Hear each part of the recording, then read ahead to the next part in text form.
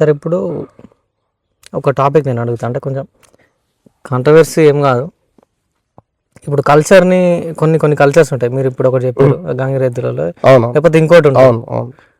దీంట్లో ఉన్న వాళ్ళంతా తీసుకుంటే ఈ ఎవరైతే కింది క్యాస్ట్లు అనుకోవచ్చా మనం, అంటే ఇప్పుడు భారతదేశంలో సొసైటీలో వాట్స్ తీసుకుంటే అంటే వాళ్ళు ఇప్పుడున్న వ్యవస్థ నుంచి వచ్చుకుంటూ ఇక్కడ వరకు వచ్చినా మనం, అంటే దీంట్లో ఉన్న కులాలని చెప్పేసి కింది స్థాయి అని చెప్పేసి వాళ్ళు ఫ్రేమ్ చేసి పెట్టిరు.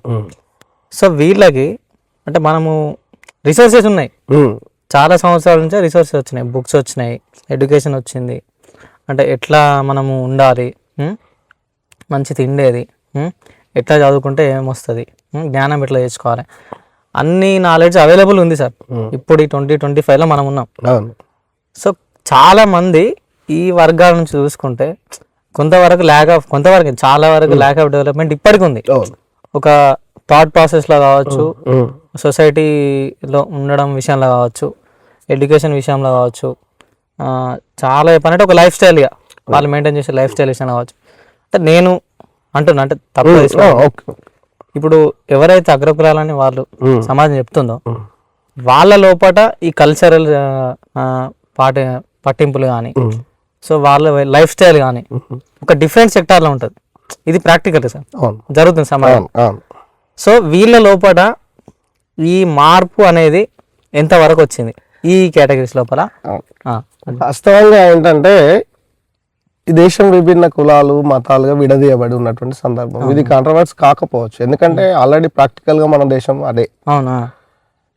సో దీన్ని మనం గమనిస్తూ ఉంటే ఇవాళ ఉన్నత కులాలుగా అగ్ర కులాలు అని చెప్పేసి, నిమ్న కులాలు అని చెప్పేసి ఇట్లా మనం మాట్లాడుకుంటున్నటువంటి క్రమం లోపల వీటి యొక్క అభివృద్ధికి సంబంధించినటువంటి విషయాన్ని మాట్లాడినప్పుడు మనిషి కనీస అవసరాల మీద మనం ఒకసారి ఆలోచన పెడితే మనకి ఈ ప్రశ్నకు సమాధానం దొరుకుతుందని నేను అనుకుంటున్నాను.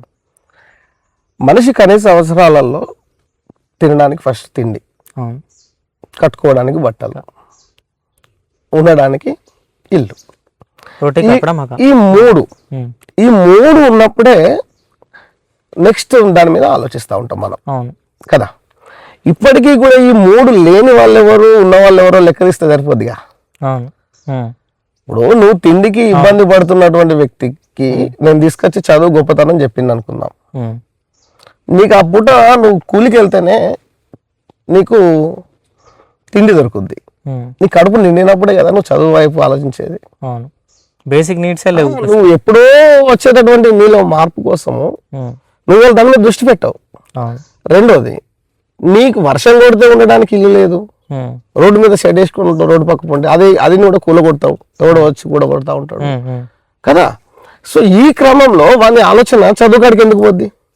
కాబట్టి బేసిక్ నీడ్స్ తీరిన తర్వాత ఏమవుతుందంటే మనము నువ్వెన్ని చెప్పినా నేను పెద్ద కథ తీసుకొచ్చి చెప్పినా ముంగట, నువ్వు దీనివల్ల ఇది మార్పు వస్తుంది అది మార్పు వస్తుంది అని చెప్పి, ఎప్పుడు ఏ మార్పు అయినా దేని గురించి ఎప్పుడు ఆలోచిస్తాం మనము? నీ కనీస అవసరాలు తీరిన తర్వాత, కనీస తినడానికి తిండి. సో వాడు ఇప్పుడు నువ్వు అన్నట్టు ఏది కింది కులాలకు సంబంధించినటువంటి అంశం మనం వచ్చినప్పుడు, వీడు ఈ తిండి కోసమే వాడు ఆ డే అంతా కష్టపడాలి. ఆ చిన్నపిల్లడి కాడ నుంచి కష్టపడాలి. ఇప్పుడు గుడి ఉన్నాడు అనుకునే చిన్నపిల్లాడు ఉన్నాడు, ఎందుకోసం? వానికి చదువుకు తెలియదా? ఇవాళ విద్యకు చట్టం లేదా?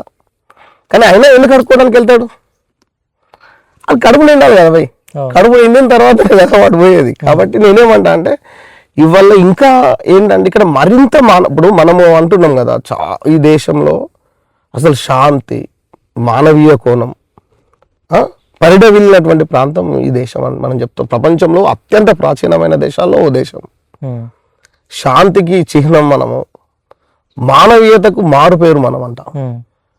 ఈ కింది కులాల పట్ల మానవీయత ఎక్కడ పోతున్నది నేను అడిగేది అది. అంటే తోటి సమాజంలో ఈ ఊర్లో ఇదే గ్రామంలో నేను చదువుకొనితున్న సందర్భంలో ఒక దుకాణంకి వెళ్తే దుకాణంలో మీరు చేసిన సందర్భాలు నేను చదువుకుంటున్నటువంటి వ్యక్తిగా ఇప్పుడు ఇప్పటికి కూడా మీరు అన్నారు కదా చావు విషయం ఒకటి వచ్చింది మనకు. వస్తే చనిపోతే షాపులు క్లోజ్ చేస్తారు, మానవీయ కోణంతో కాదు, ఎక్కడ మా షాప్ మైల పడుతుందో అని. అంటే ఇక్కడ రెండు కాంట్రవర్సీ మనం ఆలోచించేది. అంటే ఏంటంటే కులము అనేది ఇక్కడ ఏమవుతుందంటే వీడి ఆలోచన అంటే ఒక రకమైనటువంటి ఒక భావజాలాన్ని రుద్దుతున్నటువంటి సమాజంలో మనం బతుకుతా ఉన్నాం. ఇక్కడ ఏం కావాలంటే అటు అగ్రకులాలలో మార్పు రావాలి. ఎందుకంటే మనుషులంతా ఒకటైనా ఇప్పుడు ఈ కింది కులాలను కొట్లాడతాడు నాకు సమానత్వం కావాలని. ఆల్రెడీ నువ్వు కొంత ఈ సమాజంలో నీకు కొంత అవసరాలు తీరి ఉన్నటువంటి వ్యక్తివి కాబట్టి నువ్వు మానవీయ కోణంలో ఈ దేశం యొక్క మూల ఆలోచన విధానం ఏదైతే ఉన్నదో మానవీయ కోణాన్ని పట్టుకున్నప్పుడు నువ్వు మనిషి అనే భావన నీకు వచ్చినప్పుడు కులం అనే భావన మతం అనే భావన పక్కన పెడితే మనిషి అనే భావన నీలో వచ్చినప్పుడు ఏమైందంటే వీని సమానంగా తీసుకుపోతావు. మీ తమ్ముడు ఇప్పుడు వెనుకబడ్డాడు, మీ అన్న వెనుకబడ్డాడు, ఏం చేస్తారే మా అమ్మకు పుట్టినటువంటి మా నాన్న ఇప్పుడు నా మీద బాధ్యత వేసిండు, మా అన్నను బాగు చేయాలంటే నేను పెట్టుబడి పెడతా అని ఎట్లా తీసుకుపోతున్నావో ఆ ఆలోచన కింది కులాల వాళ్ళను అభివృద్ధి చేసేటటువంటి క్రమంలో సమానత్వపు ఆలోచన అనేటువంటిది మన మానవీయ కోణంలో అత్యంత మానవీయ కోణంలో రావాలి. కానీ ఇక్కడ కింది కులాలు డెవలప్ అవుతాడు కాబట్టి వీడేంది డెవలప్ అయ్యేది, వీడేంది తెల్లబట్టలు వేసుకునేది అనేటువంటి ధోరణి మనం ఎక్కడో ఒక్కడ వార్తలలో గమనిస్తూ ఉంటాం. ఇంతకుముందు ఆ భావనలు విపరీతంగా ఉండే రూపం కూడా ఉన్నాయి, నేను రూపం మార్చుకుని పనిచేస్తున్నాయి. ఎందుకంటే ఇప్పుడు నేను ప్రత్యక్షంగా నేను అనుభవిస్తున్నటువంటి విధానం కూడా నేను చెప్తా ఉంటాను. చాలా సందర్భాల్లో చాలా ఇంటర్వ్యూలు నేను చెప్పినాను. మీరు అంటే మీ ఇన్ని సంవత్సరాల ఈ టీచింగ్ జర్నీ కావచ్చు, బయట కావచ్చు, ఎప్పుడన్నా మీకు ఎదురైందా సార్? మంచిర్యాలలో ఇల్లు కిరాయికి నువ్వు ఒక మాలను మాదిగో అని చెప్పి నీకు ఇస్తారా అడుగుదాం. మంచిర్యాల ఇవ్వాల అంటే చాలా చెన్నూరు పట్టణంలోకి వెళ్ళు, నీ పక్కనే మన పక్కనే చెన్నూరు పాత తాలూకా చెన్నూరు పట్టణంకి వెళ్ళు. నేను రామకృష్ణాపూర్లో ఒక చిన్న ఇల్లు 2 రూమ్లకు సంబంధించి ఒక రేకుల ఇల్లు కొనుక్కోవడానికి 2010వ సంవత్సరంలో వేదన పడ్డా. 2010 మొన్న 15 సంవత్సరాల క్రితం ఈ చిన్న కులపోటు వచ్చి మా దగ్గర ఇల్లు కొనడేంది. 2 నెలలు నన్ను ఇబ్బంది పెట్టారు, అక్కడ తిప్పుకున్నారు చుట్టూ. ఇప్పుడు చాలా వరకు కూడా ఇప్పుడు కొన్ని అంటే కొన్ని క్యాస్ట్లు ఉంటాయి కదా సార్, అంటే ఎట్లా చెప్పాలి, ఒక కేటగిరీ అయిపోయినాయి అనుకున్నాం. వాళ్ళందరూ ఒక కాలనీ ఫామ్ చేసుకోవడం, అత్యంత మానవీయ కోణం ఉన్నటువంటి ఈ దేశంలో అసలు మాట్లాడడానికే మానవీయ కోణం తప్ప ఆచరణకు వస్తలేదు. నేను అనేది అది. ఇప్పుడు నేనున్న భయ్య మనసులో కాదు, అంటే నేను పబ్లిక్ లో ఎన్లైట్ కావాలంటే మాట్లాడతా అంతే. కానీ ఇంటికి పోయిన తర్వాత మళ్ళా ఆ కులం ఈ కులం అంటే నేనేమంటా అంటే ఇది పోవాలి, ఆచరణకు రావాలి, మాటలు కాదు. ఆచరణకు వచ్చినప్పుడు ఏమైందంటే కుల వ్యవస్థ అప్పుడు బద్దలు కొట్టబడుతుంది. ఇదంతా కూడా మాట గంట తర్వాత లేదు లేదు అంటే కాబట్టి ఇప్పుడు నేనేమంటే కింది కులాల నుంచి చదువుకొని వస్తున్నటువంటి మేధావులందరూ కూడా ఏం ఆలోచించాలి, ఈ కుల వ్యవస్థను కూలదేయడానికి వాళ్ళు ఏదో ఆలోచన చేస్తున్నారు. అదే అత్యంత మానవీయ కోణంలో అగ్రకులాలుగా ఎవరైతే అనుకుంటున్నారో వాళ్ళ భావజాలంలో వాళ్ళు ఏం కావాలి అంటే వాళ్ళు రియలైజ్ కావాలి, వీళ్ళు మేమందరం ఇప్పుడు ఎందుకు ఈ సృష్టి ధర్మాన్ని చెప్తున్న క్రమంలో అనేక మతాల సారాంశం, ఈ దేశంలో అనేక మతాలు ఉన్నాయని మనమే అనుకుంటున్నాం. అనేక మతాల సారాంశాలు అందరం ఒకటే, మళ్ళా అందరం అదే సిద్ధాంతం. అందరము ఒక దేవుని బిడ్డలని ఒక అతను మాట్లాడతాడు, మేము అందరము ఈ దేవాల సంబంధించినటువంటి వ్యక్తులము అందరం అని అన్నప్పుడు మరి అందరూ అనడంలేమే కదా. మళ్ళీ ఈ గీతలు ఇక్కడ రావాలి కదా. అట్లా అంటే ఇదేమంటే ఆచరణకు రావాలి. ఆచరణకు వచ్చినప్పుడు ఏమైందంటే మానవీయ కోణం ఆచరణకు వచ్చినప్పుడు కులాలు బద్దలు కొట్టబడతాయి, లేకపోతే కాదు. ఇంకా రాను విశ్వాసాలు ఇంకా అది మూఢ విశ్వాసాలు అయిపోయి తీసుకువెళ్తున్నారు, రిటర్న్ వెళ్ళిపోతున్నావా అనిపిస్తుంది, రివర్స్ జరుగుతుంది. అదే కదా. అంటే ఒక లైన్ ఉంటుంది, నేటి బాలలే రేపటి. అంటే వాళ్ళు మనం ఎంత స్ట్రెంథెన్ చేస్తే మన కంట్రీ కూడా అంత ఎవాల్వ్ కావడానికి డెవలప్ అవడానికి స్కోప్ ఉంటుంది.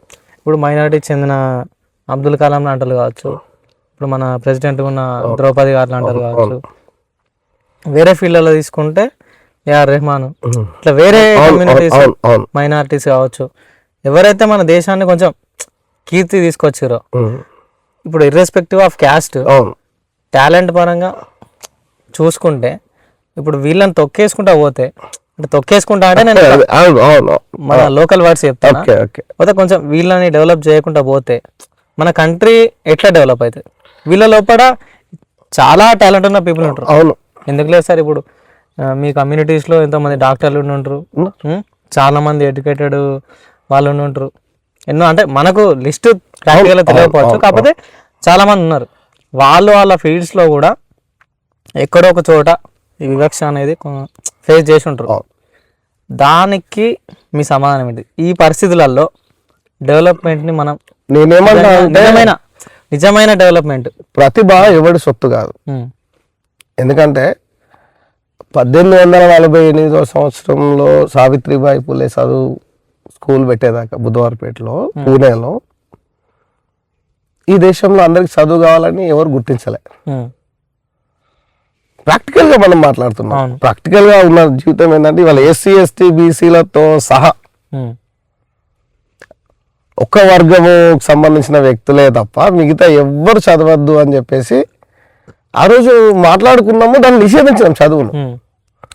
1848 కంటే ముందు జ్యోతిరావు పూలే లాంటి మానవీయవాదులు బయటకు వచ్చి దేశంలో అందరికి చదువు కావాలని ఒక క్వశ్చన్ చేశారు. హంటర్ కమిషన్ ఒక రిపోర్ట్ పెట్టారు. అప్పుడు కదా ఈ దేశంలో 1848 ఎవరికి చదువు లేదు కదా. అంటే ప్రతిభ ఎట్లా గుర్తించబడుతుంది?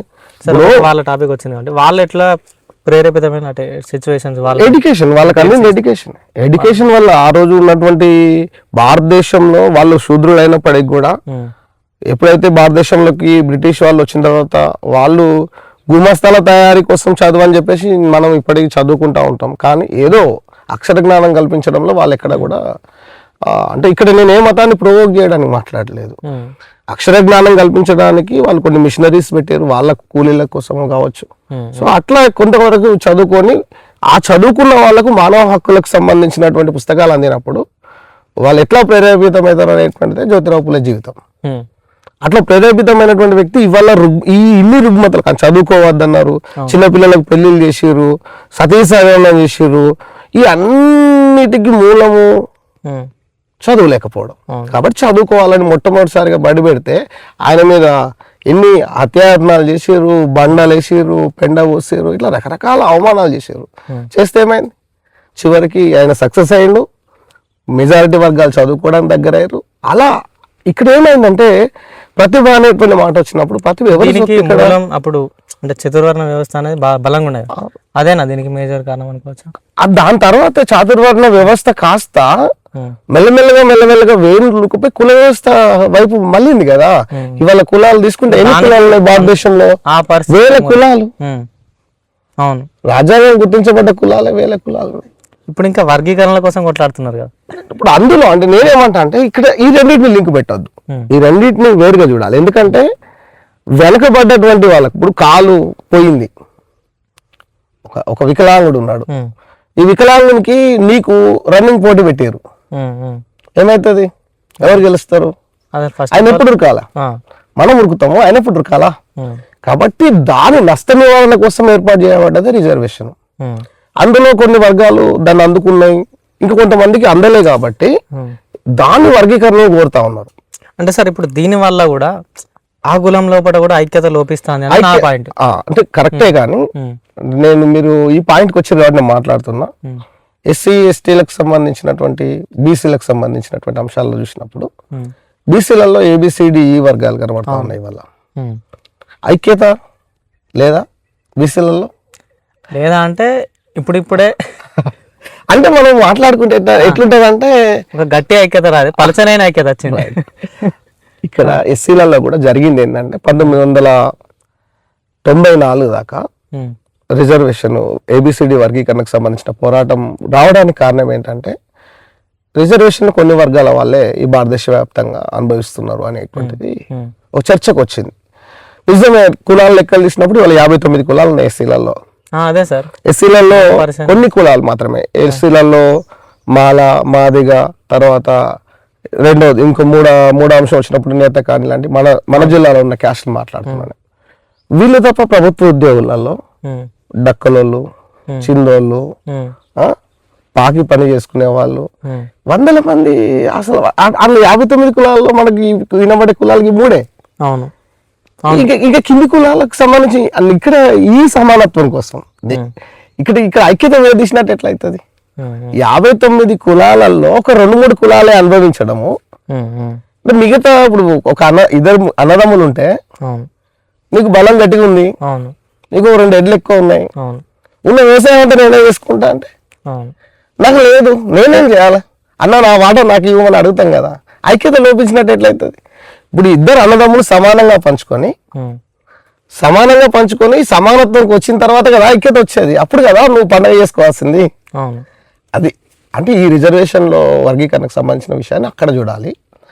ఇక్కడ నేను ఏమంటా అంటే ప్రతిభ విషయం వచ్చింది కాబట్టి, ప్రతిభ అనే ఎవరి సొత్తు కాదు. ప్రతిభ అంటే కుండలు చేసేటానికి ప్రతిభ లేదా? మంత్రాలు చదివేయడానికే ప్రతిభ ఉన్నప్పుడు కుండ చేసిన దానికి ఉన్నది ఏంటిది? నువ్వు చేయగల కుండలు చేయలే కదా. అంటే ఇక్కడ ఏమవుతుందంటే విభిన్న రంగాల్లో ఉన్న వాళ్ళకు ఒకే రకమైన పోటీ పెట్టినప్పుడు ప్రతిభ అనేది తెలియదు. అర్థమవుతుంది కదా. కాబట్టి ఏ రంగంలో ఏది చేస్తాడో ఆ రంగంలోనే దాన్ని ప్రతిభగా చూడాలి.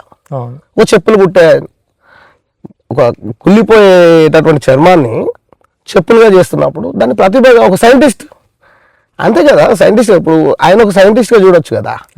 ఆయన దురదృష్టం ఏంటంటే దేశంలో అంటారు ఆయన, అవునే కదా.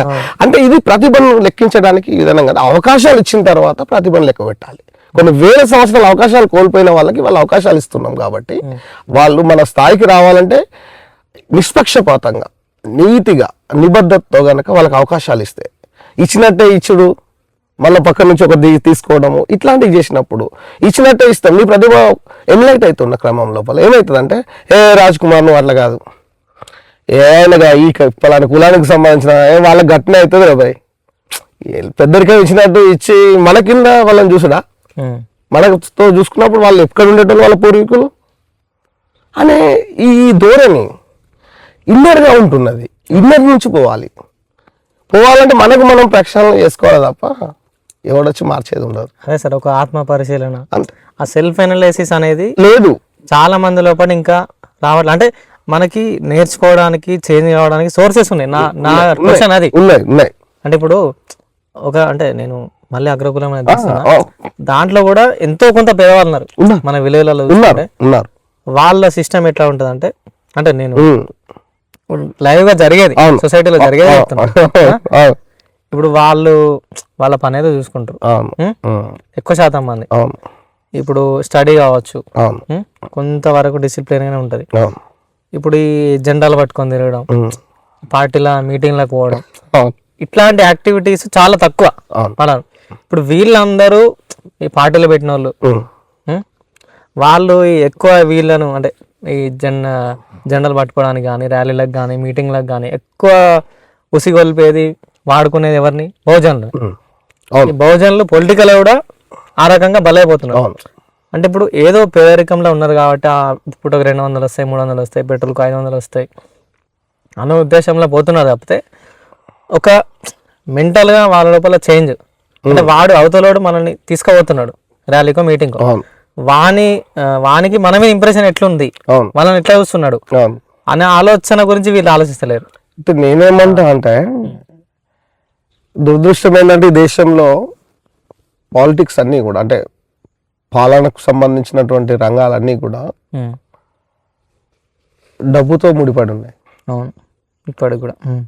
ఇవాళ అంటే చూడండి, మీరు మొన్న ఎలక్షన్స్ జరిగినాయి, సర్పంచ్ ఎలక్షన్స్ జరిగినాయి, తర్వాత ఈ మధ్యకాలంలో చాలా ఎలక్షన్స్ జరిగినాయి, చూస్తూ ఉన్నాం. ఒకప్పుడు మనం చదువుకున్నటువంటి హిస్టరీలో ఏదైనా ప్రజలకు నష్టం జరుగుతుంది అనేటువంటి ఒక నిర్ణయం ప్రభుత్వాలు ఎవరో తీసుకుంటే ఆ ప్రభుత్వంలో వ్యతిరేకించే వాళ్ళు ఉండేవాళ్ళు, నిర్దాక్షిణ్యంగా రాజీనామాలు చేసేవాళ్ళు. హిందూ కోడ్ బిల్లు వచ్చినప్పుడు హిందూ కోడ్ బిల్లును డాక్టర్ బిఆర్ అంబేద్కర్ ఆడమగకు సమానమైన హక్కులు ఇవ్వడంతోనే ఈ దేశం పరిపూర్ణమైందని చెప్పేసి 1953లో హిందూ కోడ్ బిల్ తీసుకొచ్చినప్పుడు ఆ రోజు పొలిటికల్ పార్టీలు నడిపేటటువంటి వాళ్ళు వ్యతిరేకించారు. ఆ తీర్మానాన్ని వీగగొట్టారు నిర్దాక్షిణ్యంగా.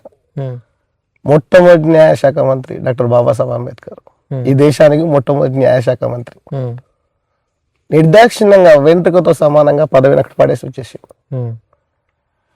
ఇవాళ మీరు పాలకులను చూడండి, ఒక్కరోజు అధికారం పోతే నెక్స్ట్ ఇంకొక పార్టీలో కనబడతారు.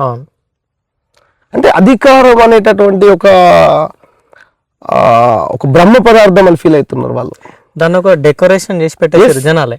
సో ఇప్పుడు ఒక సామాన్య ఒక రాజ్ కుమార్ లాంటి చిన్న పదవులకు కూడా పెద్ద డెకరేషన్ చేసి పెట్టేసారు. రాజ్ కుమార్ లాంటి వ్యక్తి ఇవాళ రాజకీయంలోకి రావాలి అనే ఆలోచన వస్తే ఎట్లా రావాలి? నీ గ్రామంలో నువ్వు ఎలక్ట్ కావాలంటే ఇవాళ 20 లక్షలు ఖర్చు పెట్టాలి. మనం ఇంటర్నల్ కావాలి అంటే దాని అర్థం ఏంది? నువ్వు సంపాదించే 200 రూపాయలు ఇవాళ దేనికి పనిచేస్తాయి? నువ్వు పాలకునిగా తయారు కావడానికి అనే విధంగా ఇవాళ క్వశ్చన్ చేసి పెట్టారు ఈ దేశంలో. నిజంగా రాజ్యాంగాన్ని తప్పు కాదు, ఎందుకంటే రాజ్యాంగము అందరికి అవకాశాలు ఇవ్వాలని చెప్పేసే కదా ఇవాళ ఎస్సీ ఎస్టీ బీసీ రిజర్వేషన్లు అన్ని తీసుకొచ్చి పెట్టింది.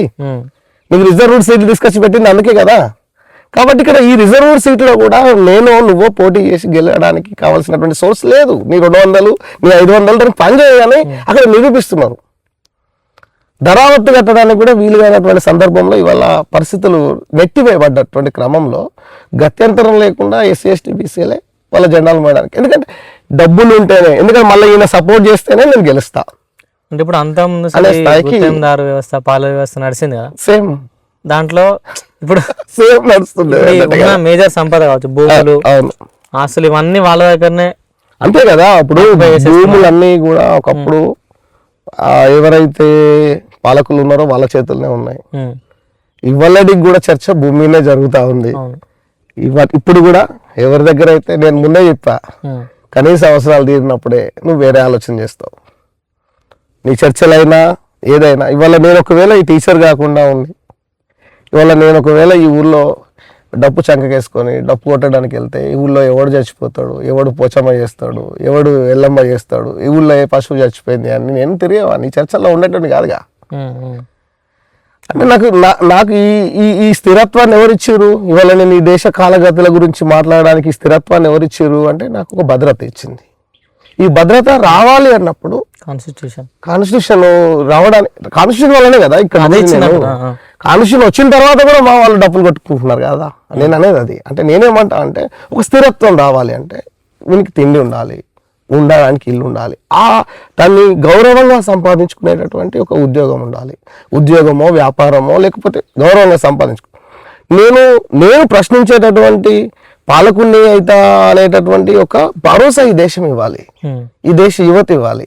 దురదృష్టం ఏంటంటే ఎంత చేసినా కూడా ఇంకొంచెం ఎక్కువ ఖర్చు పెట్టేటోడు వస్తున్నాడు అనేటటువంటి సందర్భం వచ్చినప్పుడే ఆ నైరాశ్యంలోకి వెళ్ళిపోయిన తర్వాత వీళ్ళు ఏం చేయాలో అర్థం కాదు, సంపద లేదు వీళ్ళ దగ్గర. అట్లాంటప్పుడు ఒకరి వెనుక తిరగాల్సిన పరిస్థితికి ప్రజలు నెట్టివేయబడుతున్నారు. అంటే ఇప్పుడు మనం ఎన్నో చర్చలు జరుగుతూ ఉన్నాయి. ఏది ఐక్యత, బీసీల ఐక్యత కావచ్చు, ఎస్సీల ఐక్యత కావచ్చు, ఎస్టీల ఐక్యత మీద, అంటే బహుజన వర్గాలంతా కలిసి రాజ్యంలోకి రావాలి అనేటువంటి ఒక చర్చ జరుగుతున్న కొద్దీ వాళ్ళు ఇంకా బలపడతా ఉన్నారు డబ్బులు పంచడం. సో ఇది అధికారంలోకి రావడం అనే అంశం కంటే ముందు ఫస్ట్ మనం అభివృద్ధిలోకి రావడానికి ఆలోచన చేసుకోవాలి కదా అన్న ఉద్దేశం నాది.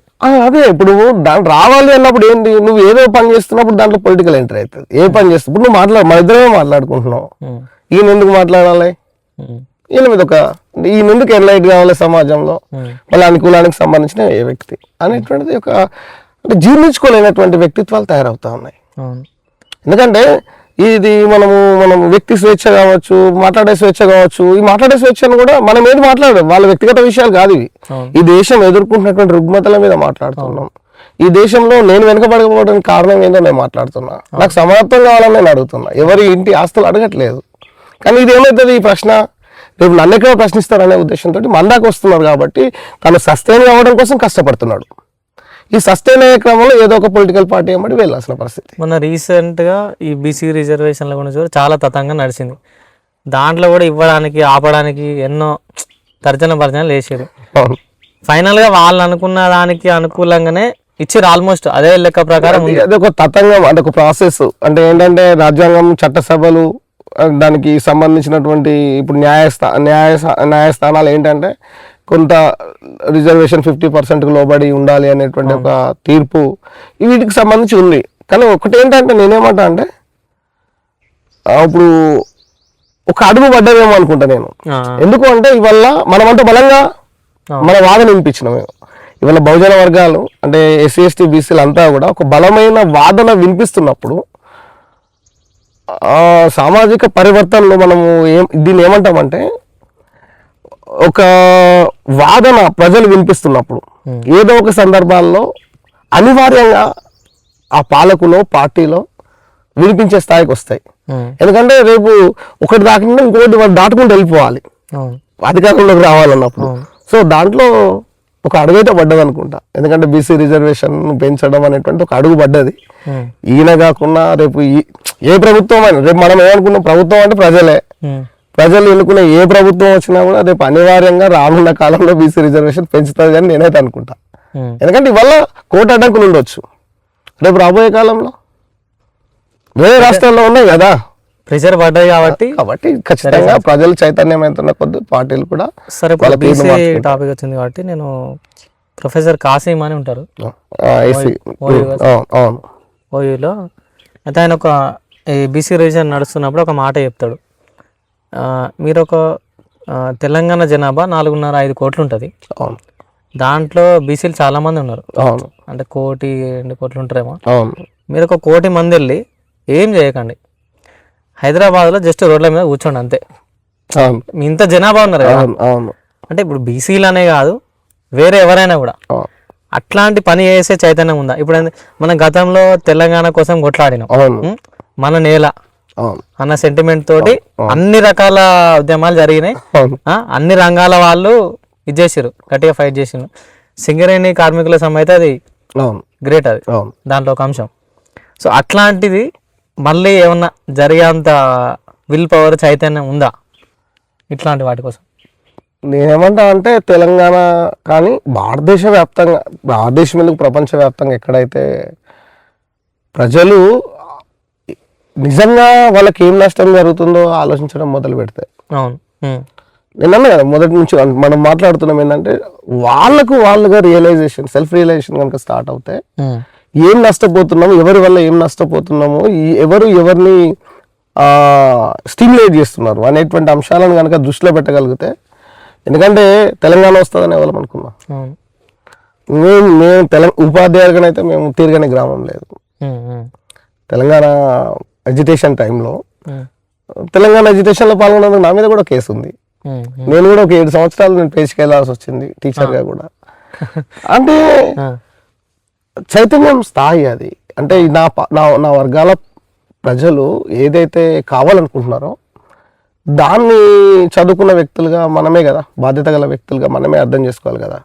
ఇప్పుడు ఒక నేనేమంటా అంటే కాసిం అన్న మాట్లాడినటువంటి సందర్భంలో ఆయన ఏమి అజిటేషన్కు వ్యతిరేకంగా మాట్లాడలేదు, మీకు రావాల్సింది మీరు తీసుకోండి అయ్యా అన్నాడు, అంతే కదా. దాన్ని చెప్పే విధానం ప్రొనౌన్సియేషన్ అంటే మీరు రోడ్డు మీద కూర్చోవడం అనేది ఇక్కడ ఏంటంటే రాజ్యాంగానికి వ్యతిరేకమా ఏదో అది చర్చ, రెండో చర్చ. నేనేమంటా అంటే మీకు రావాల్సింది మీకు రావాలి కదా, మరి నాకు రావాల్సింది నాకు రావాలి కదా, నా వాటా నాకు రావాలి కదా, ఈ దేశంలో నేనేంది నా వాటా ఏంది అనేటువంటి ఒక డిసైడ్మెంట్ ఫ్యాక్టర్ ప్రభుత్వాలే పాలకులే ఇవ్వాలి అని రాజ్యాంగం రాయబడ్డప్పుడు పాలకులుగా వాళ్ళ బాధ్యత నిరంతరం నెరవేర్చినప్పుడు ఇట్లాంటి ప్రశ్నలు రావు. ఎప్పుడైతే ఈ ప్రశ్నలు వస్తున్నాయో ఖచ్చితంగా పాలకులు చేయాల్సిన పరిస్థితికి నెట్టబడతారు. నేనేమంటా అంటే 100% ఏదో ఒక రోజు మనం అనుకున్నది అయితే సాధిస్తాం. ఎస్సీ ఎస్టీ బీసీలు అనుకున్నది, ఎందుకంటే ఒకప్పుడు మాట్లాడడానికే భయపడ్డటువంటి సందర్భం లోపల దొరకెదురు తిరిగితే ఏమవుతుందో అనే సందర్భం. ఇదే ఊర్లో నాకు తెలిసి నేను చిన్నప్పుడు ఒక పటేల్ ఉండేవాడు.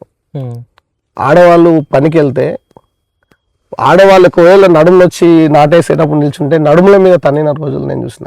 ఎట్లా చనిపోయాడంటే చిట్ట చివరికి ఒక పెరాలసిస్ వచ్చేసి ఒక 7-8 సంవత్సరాలు మంచాల పడి చనిపోయాడు.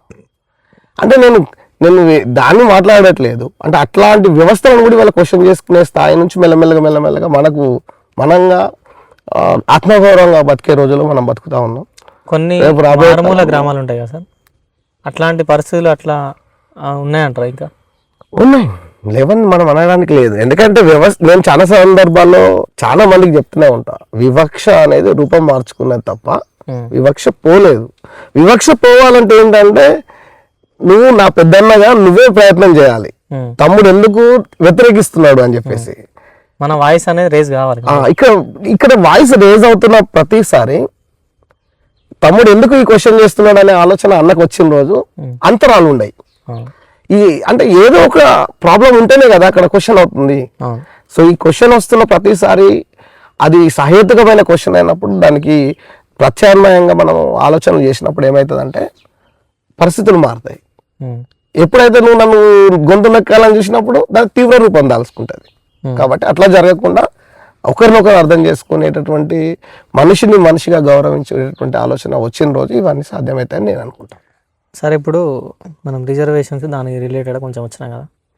ఇప్పుడు మన ఫస్ట్ ఏపీ ఉండే ఉమ్మడి రాష్ట్రం, అప్పటి నుంచి ఇప్పటి వరకు చూసుకుంటే ఉన్న చీఫ్ మినిస్టర్స్ అందరూ మధ్యలో ఒక ఎస్సీ క్యాండిడేట్ ఒక పరిమిత కాలం ఉండే, ఎస్సీ కమ్యూనిటీ అందరూ అగ్రకులం వాళ్ళే ఉన్నారు. అప్పుడు ఆయన ఉన్నప్పుడు నాకు తెలిసి ఇందిరాగాంధీ పీరియడ్ కదా సార్, అప్పుడు కాంగ్రెస్ ప్రభుత్వం.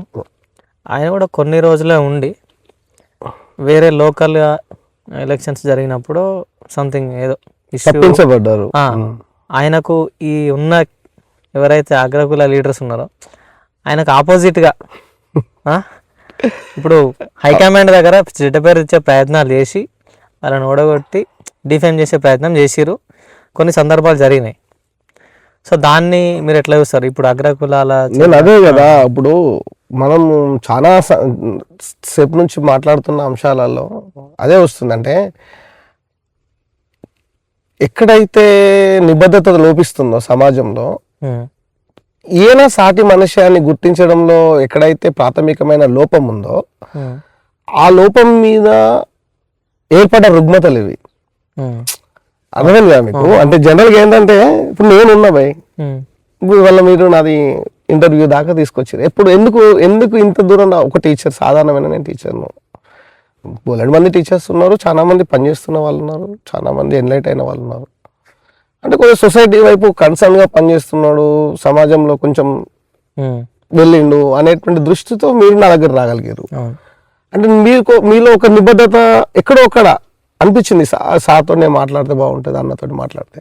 ఇంకొంతమంది అదే పక్క వాళ్ళు, అదే నా పక్కన ఉన్నటువంటి నా ఇంటి చుట్టుపక్కల ఉన్న వాళ్ళు ఎవరెవరో స్టేటస్ పెట్టుకోవడానికి ఇష్టపడతా ఉంటారు. అంటే జనరల్ వివక్ష ఎట్లుంటది అనేది మీకు చెప్పడం కోసం చెప్తున్నాను. ఎక్కడెక్కడ అదేవో తెలియదు, చిన్న మాట మంచిగా అనిపిస్తే పెడతారు. అదే మనం మంచిగా మాట్లాడితే నీ పక్కింటోడు పెట్టాడు. కారణం ఏంది? అక్కడెక్కడో నీ కులమో వాళ్ళ ఈగోనో ఎక్కడో అడ్డం వస్తుంది. కాబట్టి ఇక్కడ ఇన్ని వందల సంవత్సరాలుగా స్థిరీకృతమైనటువంటి పాలనా వ్యవస్థలన్నీ వాళ్ళ చేతిలో ఉన్నప్పుడు కొన్ని రోజులు కింది కులాలకు వచ్చినప్పుడు ఎక్కడ జీర్ణించుకుంటారు? అంటే మనము బాగా ప్రాక్టికల్గా ఆలోచిస్తే పాలకులు వాళ్ళ మాట వింటే ఓకే, అంతవరకు కొంతవరకు యాక్సెప్ట్ చేస్తారు. ఇక వాళ్ళ వంతుగా పనిచేయడం మొదలు పెట్టినప్పుడు ఏమైందంటే ఇవాళ ఇట్లాంటి సమస్యలు చూస్తూ ఉంటాం. అంటే ఇది మనం పుట్టక ముందు జరిగినటువంటి అంశాలు నాకు తెలిసి.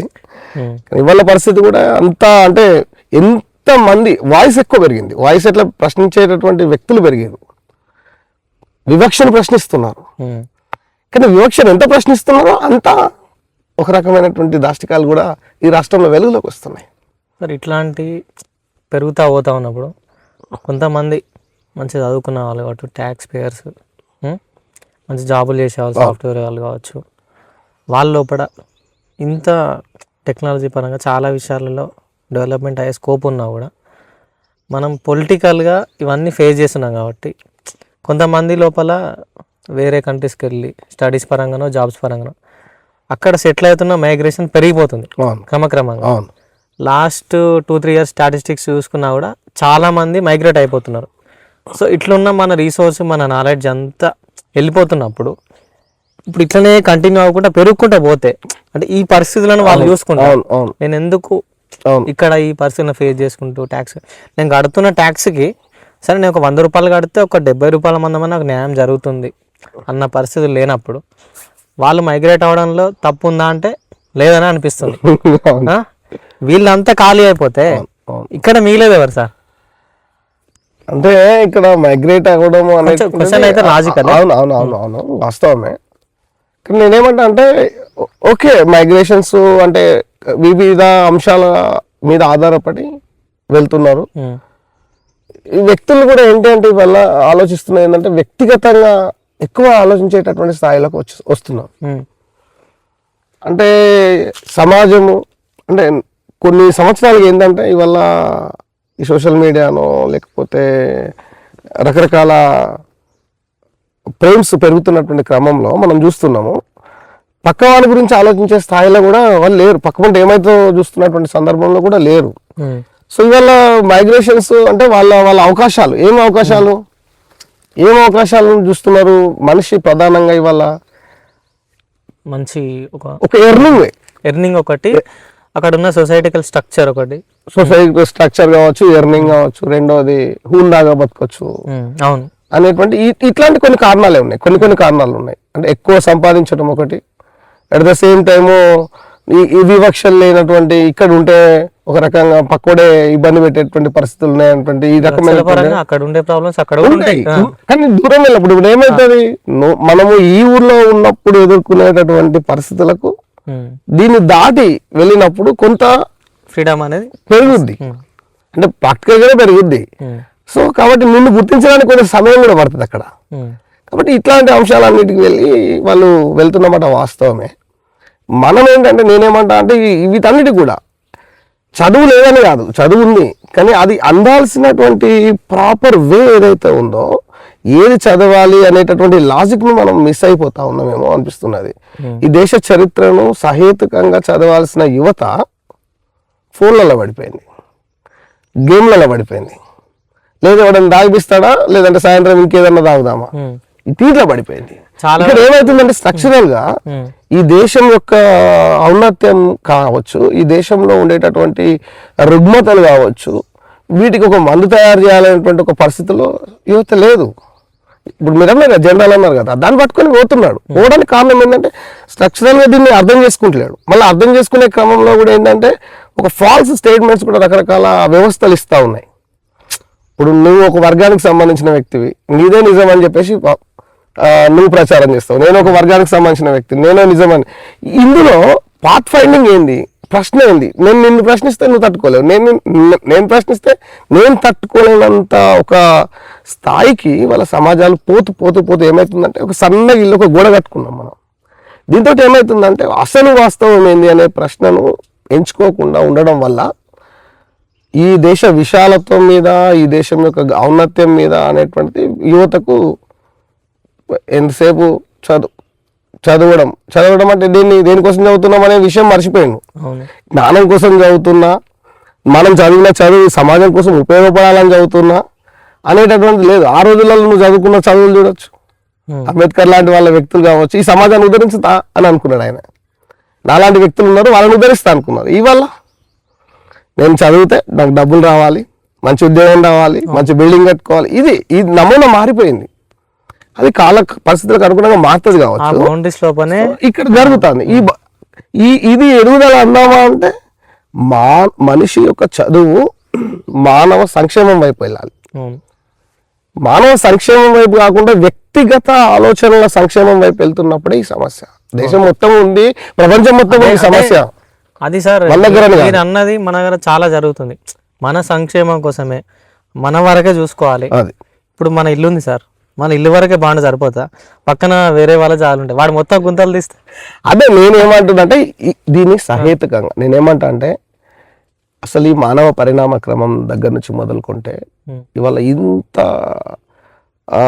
ఇంత పెద్ద సమాజాలు తయారైనాయి అంటే ఏదో ఈ సమాజాలన్నిటికీ కూడా రేపు రాబోయేటటువంటి సమాజాలు ఒకే గొర్రెదాటు పోకుండా దాన్ని ఒక రకమైన కన్స్ట్రక్టివ్గా వెళ్తే ఈ దేశాలు, మనం అభివృద్ధి చెందిన దేశాల గురించి అవుతూ ఉంటాం, చాలా దేశాలు అంతేందుకంటే జపాన్ హిరోషిమా నాగసాకి మీద అణుబాంబు వేస్తే కూడా అణుబాంబు వేసినటువంటి ప్లేసెస్ అంటే అక్కడ మనం నేను చదువుకున్నప్పుడు అయితే అణుబాంబు వేసినటువంటి ప్లేస్లో గడ్డి కూడా మొలవదు, ఇప్పటికి క్యాన్సర్స్ తోటి చనిపోతారని చెప్తున్నారు. కానీ దాని పక్కనే నేను రీసెంట్లీ చదివిన స్టడీస్లో ఇకిగాయ్ అనేటటువంటి ప్లేస్ గురించి చదివిన. ఇకిగాయ్ అని అదే జపాన్ దేశంలో ఒక దీవి, దీనికి ఎంత దూరంలో, చాలా దగ్గర దూరంలో మనిషి సగటు ఆయుర్దాయం ఎంత తెలుసా, 130 సంవత్సరాలు. 130 సంవత్సరాలకు మన దగ్గర 50-60 రాగానే వీని పరిస్థితి ఎట్లా ఉంటుందంటే కట్టబట్టుకొని నడుస్తాడు. ఇప్పుడు హార్ట్ అటాక్లు కూడా పెరిగిపోయినాయి కదా. కానీ అక్కడ 130 సంవత్సరాల దాకా కూడా మనిషి ఎట్లా బతుకుతాడు అంటే వాడు నడుచుకుంటూనే ఉంటాడు, సైకిల్ దొక్కుతాడు, డ్రైవింగ్ చేస్తాడు, అన్ని చేస్తాడు. అంటే వాడు ఖాళీ లేకుండా బతకడము, కాంట్రవర్సీస్ ఇష్యూస్ వచ్చినప్పుడు దాన్ని వదిలేయడము, ఆనందంగా బతకడాన్ని వెతుక్కున్నాడు. అంటే ప్రపంచం విధ్వంసం కావాలని అనుభవం చేసిన ప్లేసు శాంతి వైపు నడుస్తున్నది. అంటే దాంట్లో అక్కడ ఏం నడుస్తున్నది, అక్కడ మనిషిని అర్థం చేసుకునే సమాజాలు, మనిషి ఎందుకు హ్యాపీగా బతుకుతున్నాడు అనే దాని మీద ఒక ఒక ఒక అభివృద్ధి కోణాన్ని వాళ్ళు ఆలోచించారు. ఇవాళ మనం ఏం చేస్తున్నాము, మనకు వాళ్ళకి తేడా ఏంటి అంటే ఈ సమాజాన్ని అర్థం చేసుకోవడం కావచ్చు, పని చేయడం కావచ్చు, ఆ పనికి సంబంధించినటువంటి అంశాలు కావచ్చు, దాన్ని ఎంతవరకు ఈ సమాజ సంక్షేమం వైపు మన ఆలోచనలు వెళ్ళాలనే వైపు కావచ్చు. ఇవి ఆలోచనలు తగ్గి నేను నేను నేను నేను అనే అహం ఎక్కడికి పోయిందంటే మొత్తం సమాజం విధ్వంసానికే దారితీస్తున్నాయి తప్ప వేరే కాదు. ఇది మన హ్యూమన్ డెవలప్మెంట్ ర్యాంకింగ్స్ అని కూడా ఉంటాయి సార్. అంటే మనకు ఇన్కమ్ లెవెల్స్ కానీ, ఎడ్యుకేషన్ స్టాండర్డ్స్ కానీ, వాళ్ళ లైవ్లీహుడ్ ఎట్లుంది, అది ఒక ర్యాంకింగ్స్ ఇస్తారు. మనది ఎక్కడుంది అంటే అవుట్ ఆఫ్ 190 చేంజ్ కంట్రీస్ ఉంటాయి కదా సార్, 130 131 ఆ ప్లేస్లో ఉంది. అంటే వీళ్ళ ఎడ్యుకేషన్, వీళ్ళ లైఫ్ స్టైల్ ఎట్లుంది, వీళ్ళ ఎంత క్వాలిటీ ఉంది వీళ్ళ లైఫ్ స్టైల్, ఇన్కమ్ కావచ్చు, పర్ క్యాపిటల్ అంటారు కదా సార్, సరే ఆదాయం కావచ్చు. సో ఆ ర్యాంకింగ్ చూసుకున్నా కూడా ఇప్పుడు మనం ఎంత, అదొక్కటి సరిపోతుంది సార్. ఆ ర్యాంకింగ్ చూసుకున్నా కూడా మనం ఎంత వెనుకబడి ఉన్నాం. ఇప్పుడు సపోజ్ యూరోప్ కంట్రీస్ ఉంటాయి సార్, యూరోప్ కంట్రీస్ లో అభివృద్ధి చెందిన చాలా డెవలప్ అయింది. అక్కడ లిటరసీ రేట్ వచ్చేసి ఆల్మోస్ట్ 98 to 99% ఉంటుంది. మన దగ్గర ఇంకా 75%, కొంచెం అటు ఇటు 75%. మన తెలంగాణ చూసుకుంటే 65 to 70 ఉందట స్టాటిస్టిక్స్ ప్రకారం. మొన్న రీసెంట్ ఇది న్యాస్ అనేది ఒకటి కండక్ట్ చేశారు సార్.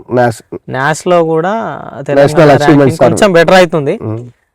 Last time 24 sir, 20. అవును, అంటే ప్రతి 2-3 ఏళ్ళకి ఒకసారి చేస్తూ ఉంటారు న్యాస్ సంబంధించి. అంతకుముందు ఇంకా కొంచెం వెనుకకే ఉంటుండే, ఇప్పుడు కొంచెం బెటర్ అవుతుందంట. అయితే నేనేమంటా అంటే అర్థం చేసుకోవాల్సింది ఏంటంటే అక్షరాస్యత, జ్ఞానం రెండు ఒకటి కాదు. అవును, నీ పేరు రాసి సంతకం పెడితే అంటే ఇక్కడ జరిగేది ఏంటి అంటే స్టార్టింగ్ పాయింట్. అంటే ఇక్కడ జరిగేది ఏంటంటే అక్షరాస్యత ఎక్కడి వైపు వెళ్ళాలి అంటే విజ్ఞానం దాకా వెళ్ళాలి, జ్ఞానం దాకా వెళ్ళాలి.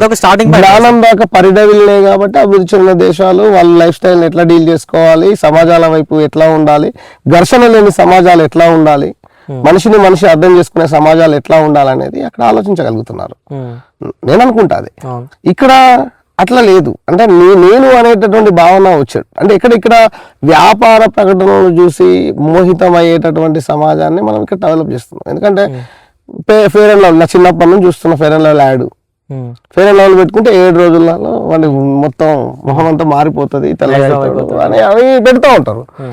సో అది నాకు FAIR fair and LOVLY lovely దాకా వస్తే దాని మీద ఎంత రేటు అనే వరకే నేను ఆగిపోతా, దాని మీద రీసెర్చ్ చేయలేనిగా.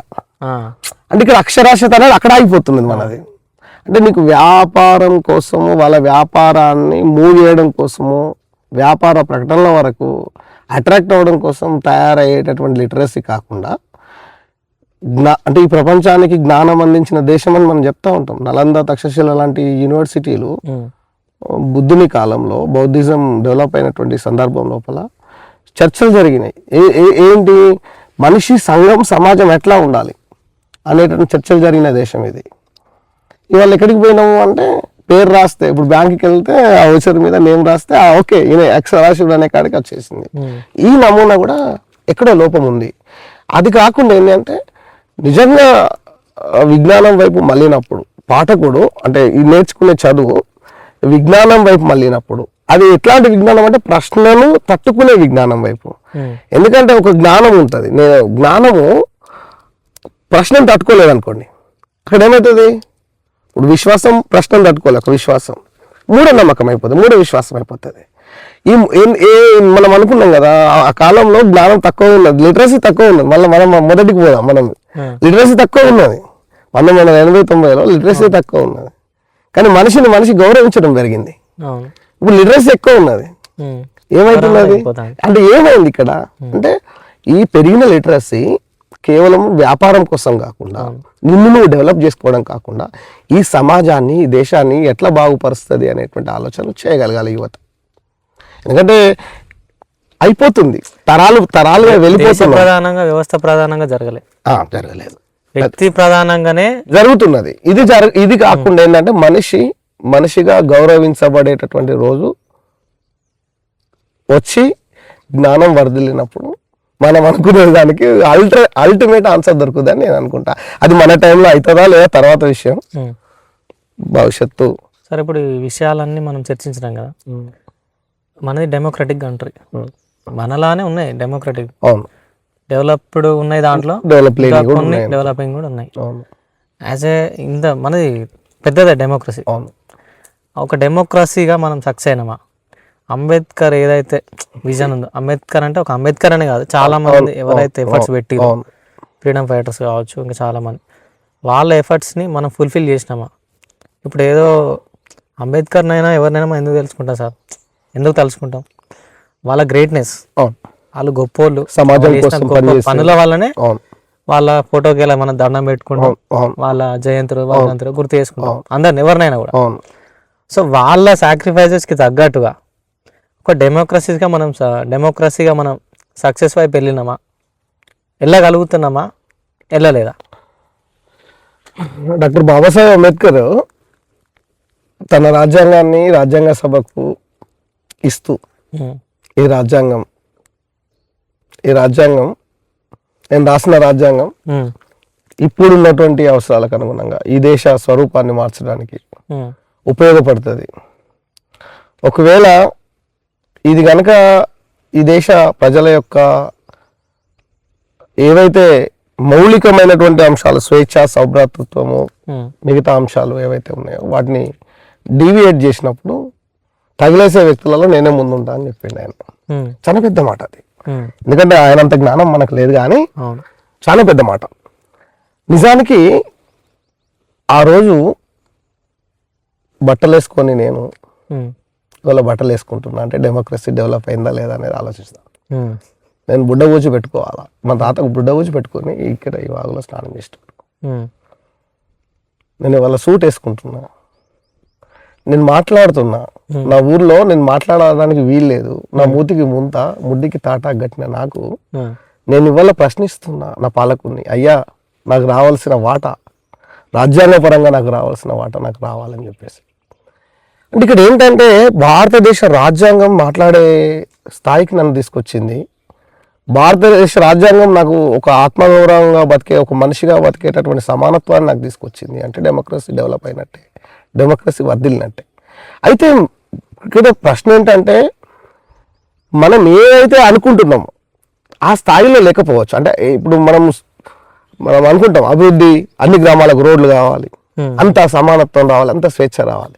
నువ్వు మొత్తంగా కూడా భారత రాజ్యాంగం చదివితే భారత రాజ్యాంగంలో అన్ని మానవ హక్కులకు సంబంధించి విశ్వ మానవ సౌభ్రాతృత్వాన్ని కోరుకున్నటువంటి అంశాలు ఉన్నాయి. దురదృష్టం ఏంటంటే దాన్ని ఇంప్లిమెంట్ చేయాల్సినటువంటి ఈ జర్నీ నేను రాజ్యాంగం ప్రకారం పోవాల్సిన వ్యక్తిని, పాలకుని అయినప్పుడు. కానీ నా ప్రియారిటీస్ ఫస్ట్ నేను ప్రియారిటీ ఇచ్చుకొని మిగతా వాటిని చూడనట్టుగా వదిలేస్తా. ఎప్పుడు పబ్లిక్ చూడనంతసేపు, పబ్లిక్ బాగా గట్టిగా అడిగినప్పుడు ఏవో కొన్ని ఇస్తా. అంటే ఇక్కడ లోపం ఎవరిది? భారత రాజ్యాంగాన్ని పాలకులదా? అంటే భారత రాజ్యాంగంలో ఎక్కడ కూడా వ్యక్తి స్వేచ్ఛను హరించమని చెప్పలేదు, ఎక్కడ అభివృద్ధిని ఆపమని చెప్పలేదు, ఎక్కడ మనిషిగా చూడొద్దని చెప్పలేదు. అన్నీ కూడా అంటే అంటే ప్రపంచానికి ఒక దిక్సూచిలాగా పనిచేసేటటువంటి రాజ్యాంగం భారత రాజ్యాంగం. దీన్ని ఇంప్లిమెంట్ చేసే వ్యవస్థలు అక్కడక్కడ ఫెయిల్యూర్స్ కావడం వల్ల తప్ప ఇది ఇంకా ఏం లేదు. నన్ను అడిగితే ఒకవేళ ఉన్నట్టుగా కనుక ఇంప్లిమెంట్ చేస్తుంటే ఇప్పటికే మన భారతదేశం ఎప్పుడో మనం అనుకున్నటువంటి కళలు నెరవేరేటి. ఇప్పుడు ఈ కాస్త ఏంటంటే మనలాంటి వ్యక్తులు ప్రశ్నిస్తున్నారు కాబట్టి, సమాజాలు ప్రశ్నిస్తున్నాయి కాబట్టి ఇంకా మెరుగైన సమాజం వైపు వెళ్తున్నాం. రాబోయే కాలంలో ఖచ్చితంగా ఆ స్వప్నాన్ని, అంటే డెమోక్రసీ సఫలీకృతమైంది అనడానికి ఉండేటటువంటి స్వప్నాన్ని మనం చూడబోతామేమో అని నేను అనుకుంటా. సార్, ఇప్పుడు ఒక రూలింగ్లో ఉన్నప్పుడు ఒకరు ఆపోజిషన్లో ఉంటారు. ఆపోజిషన్లో పాత్ర ఏంది? మీకు తెలుసు, అందరికీ తెలుసు. అవును. క్వశ్చన్ చేయడం, ప్రతి దాన్ని ప్రజలకు ఏదైతే అందుతలేదో దాన్ని క్వశ్చన్ చేయడం, ఏమన్నా వాళ్ళకి సంబంధించిన తప్పులున్నా, అవినీతి ఉన్న, అక్రమాలున్నా, లీడర్లకు సంబంధించిన వాటిని బయటికి తీయడం. అది ఎఫెక్టివ్గా లేదా దీనిలో అంటే ఈ డెవలప్మెంట్ కాకపోవడంలో భాగంలో ఆ ప్రతిపక్షాల ఫెయిల్యూర్ కూడా ఉందా? అంటే నేనేమంటా అంటే డెవలప్మెంట్ అనేది కాస్త ఉన్నది అనేది మనం చూస్తున్నాం కదా. మీరు కొన్ని రోజులు ఉంటారు, మేము కొన్ని రోజులు ఉంటాం, ఇట్లా షేరింగ్ చేసుకుంటే ఏమైంది అంటే నేను గతంలో మీకు ఇంతకుముందే మాట్లాడుతూ ఒకప్పుడు విభిన్నమైనటువంటి అంశాలు వచ్చినప్పుడు వాళ్ళ పదవులనే త్యాగం చేసినటువంటి నాయకులు ఉన్నటువంటి ఈ దేశమే ఒక్కరోజు కూడా అధికారం లేకుండా అది ఉండలేని పరిస్థితుల్లో ఉన్నారు. కాబట్టి ఇక్కడ వీళ్ళు వేరైతారని మనం అనుకోలేదు. అది అసలు సమస్య ఏంటంటే ఇక్కడ ఏంటంటే చిత్తశుద్ధితో కూడినటువంటి పాలనా వ్యవస్థ, అంతకంటే ఎక్కువ చిత్తశుద్ధితో కూడినటువంటి రెండు సిద్ధాంతాలు అనేవి లేనప్పుడు ఎట్లా డెమోక్రసీ అనేది ఎట్లా? నేనేమంటే మీలాంటి యువత ఇప్పుడు ఇవాళ ఒక దాంట్లో రేపు ఒక దాంట్లో ఉంటున్నాడు. నేనేమంటా అంటే నీలాంటి యువత, మాలాంటి టీచర్లు, రేపు రాబోయేటటువంటి తరం మొత్తంగా కూడా నిస్వార్థంగా ఇప్పుడు ఏదైతే మనం ఒకప్పుడు భారతదేశంలో బాల్య వివాహాలు బాగా అంటే చదువుతున్న కొద్ది ఎంత అనిపిస్తుంది, ముసలోళ్ళకి ఇచ్చి పెళ్లి చేసేటోళ్ళు, ఆ ముసలోడు చచ్చిపోయేది ఉంటే తీసుకుపోయి చితిలో వేసి సతీ సహగమనం చేస్తారంటే మనది ఒక్కొక్కసారి లోపల ఒక రకమైనటువంటి ఏడుపు, ఆవేదన ఇవన్నీ వస్తూ ఉంటాయి. అప్పుడు అవి రుగ్మతలు. ఇవాళ చూసుకుంటే ఏంటంటే ఈ దేశం అభివృద్ధి చెందకపోవడానికి ఇక్కడ ఉన్న పరిస్థితులు ఏంటి అంటే ఇది రుగ్మత ఇవాళ. అంటే అవును, అంటే ఎక్కడైతే ఇబ్బంది పడుతున్నామో ఇన్ని సంవత్సరాలు ఎందుకు డెవలప్ అవుతలేమని మనం మాట్లాడుకుంటున్నప్పుడు, సో నేనేమంటా అంటే దీనికి రుగ్మతకు మందు కనిపెట్టాల్సిన వ్యక్తులు ఎవరు మరి? ఆ రోజు ఒక అంబేద్కర్ కాన్స్టిట్యూషన్ తీసుకొచ్చి అందరికి సమానత్వం అన్నప్పుడు, ఆ రోజు ఒక జ్యోతిరావు పూలే, సావిత్రిబాయి పూలే తన భార్యను పట్టుకొని ఈ సమాజానికి సర్దు రావాలి, ఈ సమాజంలో ఉండేటటువంటి రుగ్మతలు పోవాలని అనుకున్నప్పుడు వాళ్ళు ఎంతో నిస్వార్థంగా వాళ్ళ మీదకి చావు వచ్చినా కూడా వాళ్ళు నిస్వార్థంగానే పనిచేసారు. అట్లాంటి వ్యక్తులు ఇవాళ దేశానికి కావాలి, అట్లాంటి సమాజం ఇవాళ తయారు కావాలి. అంటే అట్లాంటి కింది స్థాయి నుంచి ఇప్పుడు ఎవరైతే ఆలోచనలతో ఇబ్బంది పడుతున్నామో మళ్ళీ రేపు ఏదో పొలిటికల్ పార్టీ వైపు పోయిన తర్వాత మళ్ళీ ఏంటంటే వాళ్ళ సీసాలోకి వెళ్ళిపోవాల్సిన పరిస్థితికి. కాబట్టి ఇది కాకుండా ఏంటంటే ఈ దేశానికి ఏది అవసరమో అది నిజమైనటువంటి దేశభక్తులుగా తయారు కావాల్సినటువంటి సమాజం ఏర్పడితే తప్ప ఇవన్నీ సాధ్యం కాదు. సార్ ఇంకొకటి సార్, ఇప్పుడు పొలిటికల్ సిస్టమ్ ఒకటి, అట్లనే ఇప్పుడు దీంట్లో పార్టీలు మారడం కావచ్చు, ఇప్పుడు గవర్నమెంట్ జాబ్ హోల్డర్స్ ఉంటారు, అంటే ఇప్పుడు రెవెన్యూ కావచ్చు, ఇంకా చాలా అన్ని ఇరిగేషన్ అన్ని డిపార్ట్మెంట్స్. దీనిలో మనము ఏసీబీ సెక్షన్లో చూసుకుంటే ఎవ్రీడే ఈ మధ్యలో గత 1-2 years కావచ్చు ఇంకా పైన ఎవ్రీడే ఒక 1-2 కేసెస్ వాళ్ళ వెబ్సైట్లో అప్లోడ్ అయితేనే ఉంటాయి, పెరిగిపోతున్నాయి. అంటే సార్ ఇప్పుడు ఇది ఒక కామన్ థింగ్ ఇండియాలో, ఇది కామన్ జరిగిపోతుంది. అవినీతి అనేది దీనికి ఒక అడ్డుకట్ట అనేది పడేది లేదా? అంటే ఇప్పుడు వాళ్ళను భయపెట్టే చట్టాలు స్ట్రిక్ట్ గా చట్టం ఉంది, చట్టం ఎందుకు లేదు? చట్టం ఉంది, డైలీ జరుగుతున్నాయంటే దాని అర్థం ఏంటి సార్? అంటే ఒక ఆ ప్రాసెస్కి వాళ్ళ లోపల భయం అనేది కలగలేదు ప్రాక్టికల్గా. ఇప్పుడు సార్ ఇప్పుడు రేపుల విషయం తీసుకోండి, రేపులు అనేవి గతంలో జరిగినాయి, ఇప్పుడు కూడా జరుగుతున్నాయి. అంటే ఒక దానికి సంబంధించి ఒక ఎక్సర్సైజ్ జరగలేదు. ఇప్పుడు పొలిటికల్ సిస్టంలో కూడా పార్టీలు మారుతున్నారు, వాళ్ళు మారకుండా ఉండే చట్టాలు వాళ్ళకు ఇప్పుడు సార్ ఇప్పుడు మీరు పిల్లవానికి హోంవర్క్ ఇస్తారు, ఒకటి చెప్తారు, భయం పెడతారు, రేపు హోంవర్క్ వేసుకురాకపోతే నీకు ఈ పనిష్మెంట్ ఇస్తా అంటారు. వాడు కంపల్సరీ ఆ పనిష్మెంట్ హార్ష్గా ఉంటే వాడు భయానికి చేసుకురావాల్సిందే. ఇప్పుడు ఇట్లాంటి భయం అనేది ఈ పొలిటికల్ సిస్టంలో కావచ్చు, గవర్నమెంట్ ఆఫీసర్స్ లోపల కావచ్చు, ఎనీ సెక్టర్ వాళ్ళ లోపల. సో నాకు రేపు ఈ పనిష్మెంట్ ఉంటుంది, సో ఇట్లాంటివి నేను ఫేస్ చేయాల్సి వస్తుంది నా డ్యూటీలో ఇవి చేయకపోతే. అట్లాంటి రిస్ట్రిక్షన్స్ కావచ్చు, లాస్ కావచ్చు లేనన్ని రోజులు ఇది జరగదేమో. ఈ ఎప్పుడైనా వ్యవస్థలో మీరు సమాజంలో ఉండి ఆలోచించడంలో తప్పేం లేదు అట్లా, కానీ చట్టాలు చాలా పకడ్బందీగా ఉన్నాయి. కానీ చట్టాల్లో ఉండేటటువంటి ఎక్కడెక్కడో కొన్ని చిన్న చిన్న లూప్ హోల్స్ వల్ల వాళ్ళు తప్పించుకుపోవడం అనేటువంటి జరుగుతూ ఉంది. వీటన్నిటికీ నేనేమంటా అంటే వ్యక్తిశీల నిర్మాణం అనేది సరిగ్గా జరిగితే, అంటే ఇప్పుడు నువ్వు నేను ఎదుటి వ్యక్తి ఆస్తికి ఆశపడద్దు, నీ డ్యూటీ ఏంటి, నిబద్ధతతో పనిచేయాలి అనేటువంటి ఒక ఆలోచన అనేది అది ఆచరణ రూపం. నేను ఆలోచన వేరు, మళ్ళీ ఆచరణ వేరు, ఈ రెండు. ఇప్పుడు నాకు భావజాలాలు ఉండడం వేరు, కానీ ఎంత పెద్ద భావజాలమైనా ఆచరణ లేకపోతే ఏమవుతుందంటే అది చెప్పుకోవడానికే పనిచేస్తుంది, మళ్ళీ ఇంకొక వ్యక్తి దాన్ని చర్చ చేయడానికి పనిచేస్తుంది. ఫెయిల్యూర్ వ్యవస్థగానే ఫెయిల్యూర్ అంశంగానే ఉండిపోతుంది.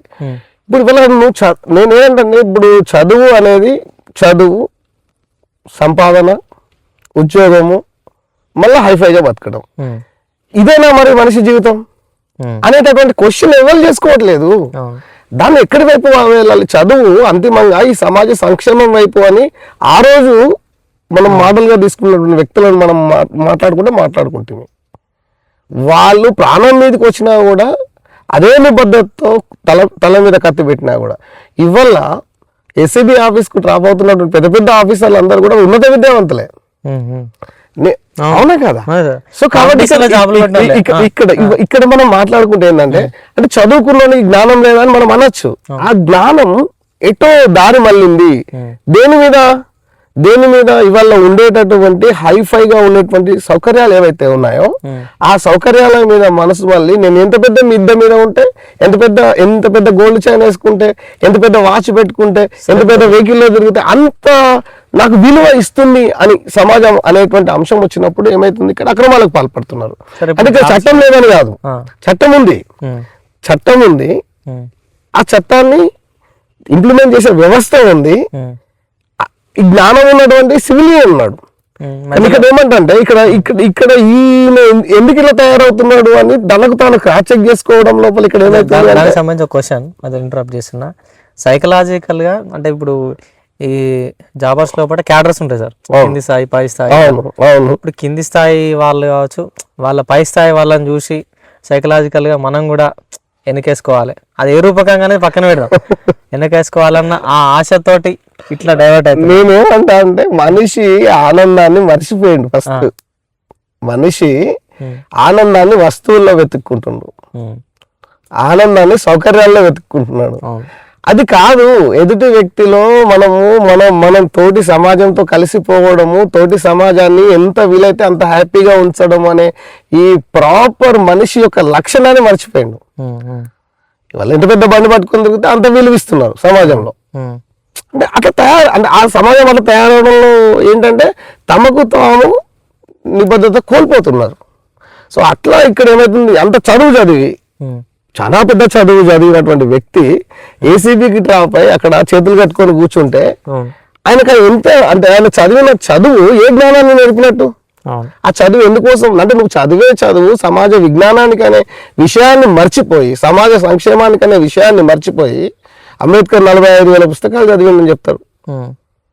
అంబేద్కర్ ప్రపంచంలోనే 3 గ్రంథాలయాలు, 3 చదువుకున్న వ్యక్తులలో విశ్వ మానవులుగా అంబేద్కర్ చెప్తారు. ఎందుకు చెప్తారు? చదువుకున్నందుకు.